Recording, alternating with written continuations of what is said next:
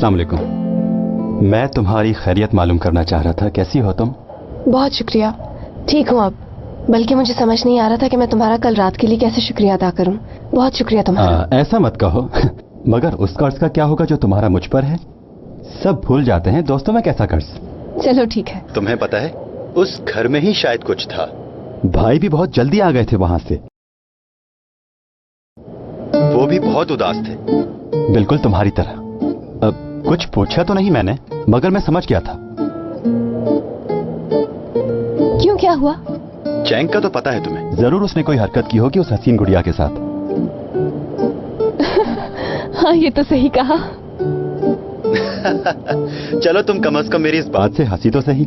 मेरा मकसद पूरा हुआ, बाद में बात करते हैं। ठीक है, थैंक यू अगेन।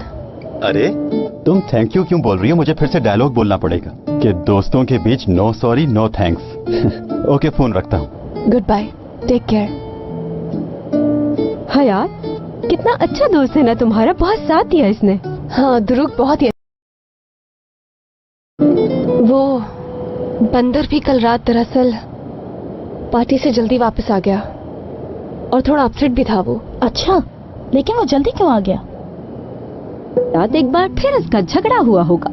और ऐसा भी हो सकता है कि जो कुछ हम सोच रहे हो ऐसा बिल्कुल भी ना हो, दीदम से उसका कोई ताल्लुक ही ना हो और ये सिर्फ हमारी मिसअंडरस्टैंडिंग हो। क्या ख्याल है? असली, अगर उसका उससे ताल्लुक ना होता तो वो उसके साथ ऊपर क्यों जाता? उसने ये सब उस वक्त किया जब हयात भी वहाँ मौजूद थी। बस